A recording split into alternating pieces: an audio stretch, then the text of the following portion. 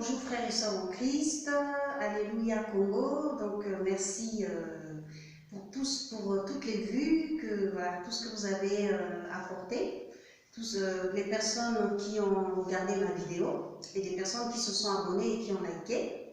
Donc je vous salue au nom de Jésus-Christ. On va prier avant que je partage ce message avec vous ce dimanche 3 mai 2020. Alors merci Seigneur, merci Jésus. Je m'humilie devant toi parce que je sais que tu es le seul et unique Seigneur qui est capable de nous donner cette force Seigneur, le zèle pour pouvoir parler de toi, pour témoigner Seigneur de ta parole Seigneur. Merci parce que je sais que ce message Seigneur, les personnes qui vont regarder ce message Seigneur ne vont pas me regarder Seigneur, vont te regarder Seigneur à travers ce message, à travers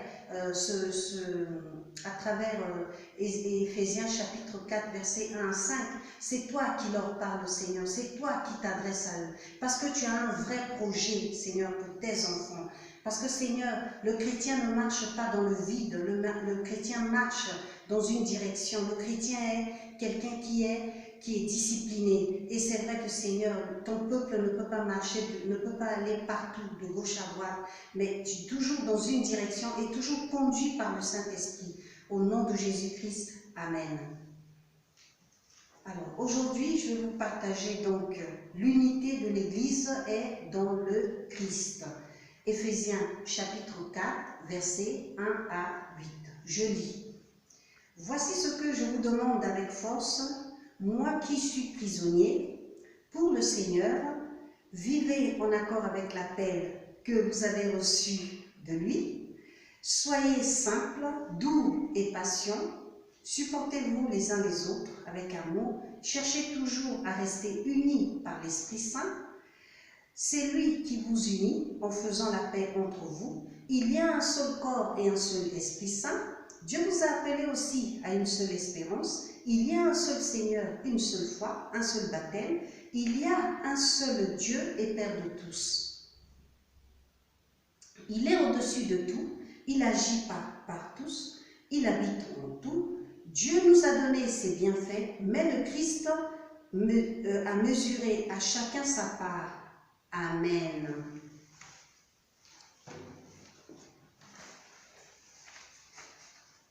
Donc, bien-aimés, voilà. Alors, ici, il s'agit de l'unité de l'Église est dans le Christ.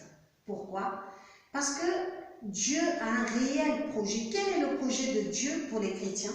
Le projet de Dieu pour les chrétiens est que les chrétiens soient unis, les chrétiens vivent dans l'unité entre eux et qu'ils soient unis dans les rapports des uns des autres, en amour, en esprit et en vérité.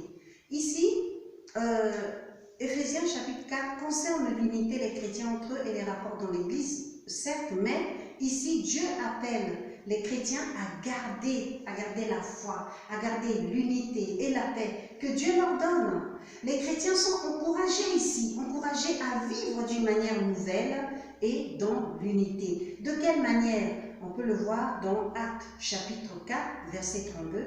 Le titre, les croyants mettent tout en commun. Qu'est-ce que ça signifie, les croyants mettent tout en commun? Je lis le verset. La foule des croyants est très unie par le cœur et par l'esprit. Personne ne dit cela est à moi, mais ils mettent tout en commun. Personne ne dit ce stylo m'appartient, ou bien cette Bible m'appartient, ou bien cette offrande m'appartient. Ils mettent tout en commun. Dans l'Acte chapitre 4 verset 32, c'est vraiment un enseignement profond. Pourquoi? Parce que tout simplement le Seigneur nous montre de quelle manière on doit se conduire, de quelle manière on doit être avec les autres. Dieu ne nous demande pas d'être super extraordinaire, non. Dieu nous demande d'être dans l'unité, d'être ensemble, d'être avec les blancs, avec les noirs. De toute façon, qu'on soit avec les blancs, qu'on soit avec les noirs, le plus important, c'est de se respecter. Si on se respecte, si on est unis, si on partage avec les autres, on écoute les autres, on respecte les autres, tout est bien et c'est comme ça que Dieu nous demande. Voilà le projet de Dieu. Dieu ne nous demande pas de faire des super choses pour qu'on puisse nous adorer, nous. Dieu veut d'abord être adoré. Et une fois que Dieu est adoré, et nous, ça coule de source en nous. Ça coule de source en nous. Amen. Alors, donc ici dans ce chapitre 4, de ce chapitre Éphésiens chapitre 4, versets 1 à 8, Dieu parle aussi de prendre soin des uns des autres. Comme dans Romains chapitre 12, verset 9, il est écrit, aimez-vous des uns des autres, occupez-vous des uns des autres, tout comme dans 1 Pierre chapitre 4, verset 2, prenez soin du troupeau que Dieu vous a confié. Ne faites pas cela par devoir, mais de bon cœur comme Dieu le désire. Qu'est-ce que Dieu désire?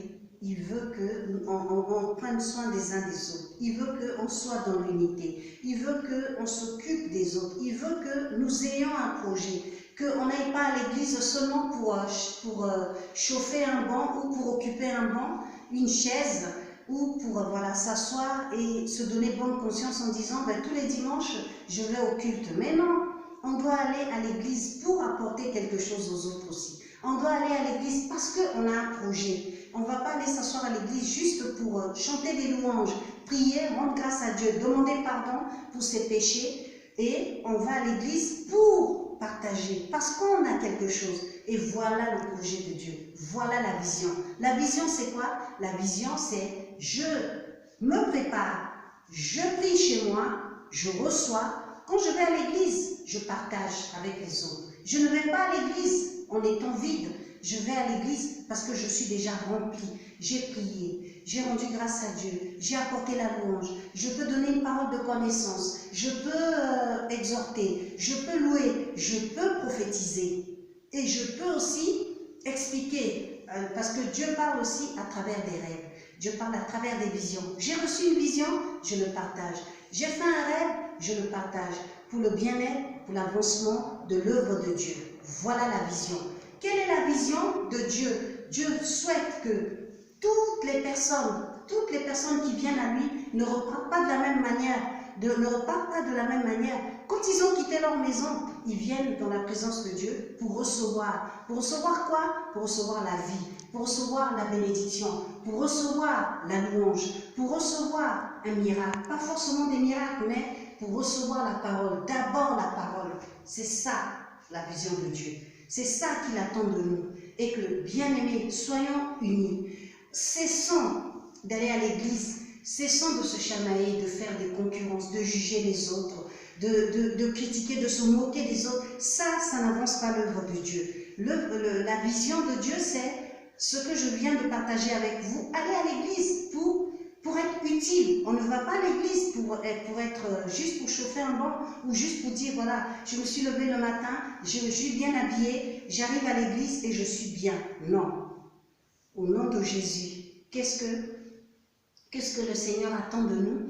Je fais appel à vous, Congo, les Congolais, les Zaïrois, les Brazzavillois, nous qui sommes du Congo, nous qui avons un grand pays. Notre pays est connu pour sa musique, le Congo est connu pour sa musique. Le Congo est connu pour sa langue, le lingala. Beaucoup de personnes, nous les Congolais, on peut fédérer beaucoup de chrétiens, beaucoup de convertis sur cette terre. Parce que nous, on est un grand pays. On est un pays qui est très riche. Il y a des talentueux au Congo. Il y a des personnes qui sont vraiment remplies, qui connaissent très bien la parole. Je parle là de mes frères de Congo-Kinshasa.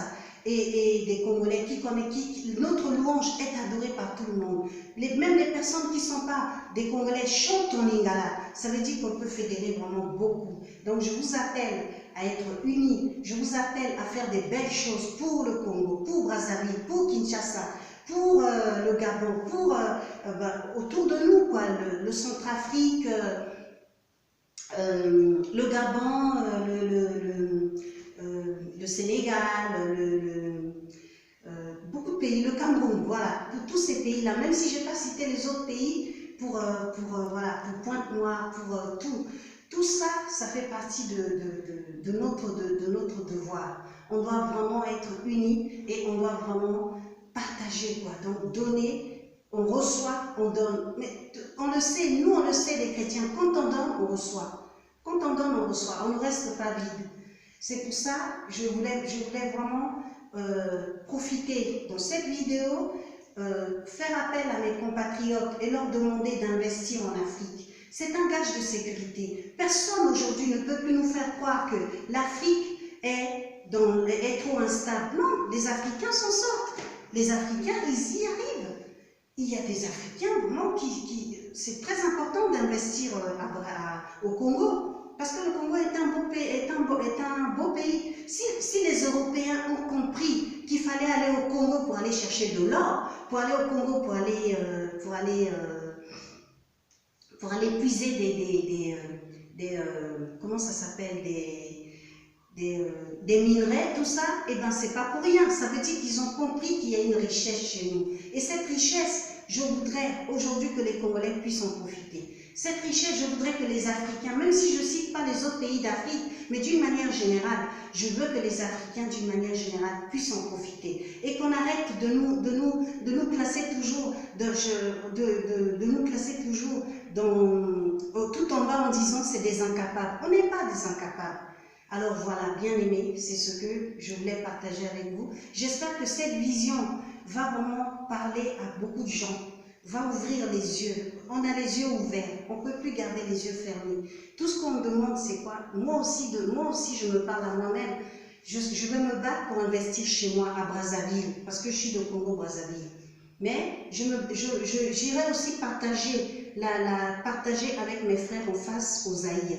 Et j'irai aussi partager avec mes bien-aimés au Gabon. Parce que quand je me suis convertie, j'ai été convertie dans une église gabonaise. Voilà. Donc, je prie pour qu'on soit unis, qu'on arrête vraiment de se faire du mal. Parce que ce qui nous tue les Africains, c'est ça. Cessons des petites choses, des comparaisons, la jalousie, la méchanceté gratuite. Ça ne sert à rien, ça n'avance pas l'œuvre de Dieu. Bien aimés, vraiment, je vous supplie, soyez unis. Je vous supplie, soyez intelligents. Priez pour que Dieu nous accorde à tous la sagesse de savoir bien marcher, la sagesse de savoir construire des belles choses, pour que, voilà, pas pour dire aux Européens aussi, nous aussi nous sommes capables, non, pour que nos enfants et nos petits-enfants, plus tard, soient fiers de nous. Voilà ce que je voulais partager, et merci de vous abonner à cette vidéo. Merci d'être là, merci vraiment de faire partager cette vidéo, de faire partager cette vision, parce que c'est une belle vision et je sais que c'est vraiment inspiré par le Saint-Esprit. Au nom de Jésus, Amen. Seigneur, je te rends grâce. Seigneur, je te dis merci, parce que tu es le seul et unique, Seigneur. De la même manière que, Seigneur, tu nous as donné des visions, tu es capable de parler à travers des visions, à travers des rêves, à travers des prophéties, à travers des paroles de connaissance, Seigneur. Merci de continuer, Seigneur, à œuvrer, Seigneur, à nous encourager, Seigneur, à nous enseigner, Seigneur. Et merci, Seigneur, de donner une direction à tes enfants, de donner une direction à tes serviteurs, aux pasteurs. Et je voulais, pour clôturer, je voulais dire merci à l'évangéliste Charles Kalingalo pour ses enseignements. Je voulais dire merci à Mohamed Sanogo aussi pour ses prophéties. Je voulais aussi saluer l'évangéliste Francis Ngawala au Zaïre vraiment pour ses enseignements. Merci, merci prophète, c'est vraiment top et ça nous a beaucoup enseigné, beaucoup apporté. Je voulais aussi saluer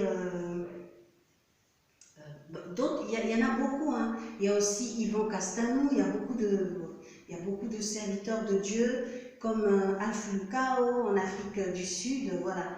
Donc, je ne peux pas citer tout le monde, mais vraiment, les enseignements qu'on reçoit. Je voulais aussi citer un pasteur qui habite dans le 93, le pasteur Charles Bameko.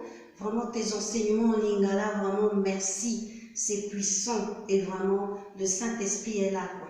Au nom de Jésus, Amen.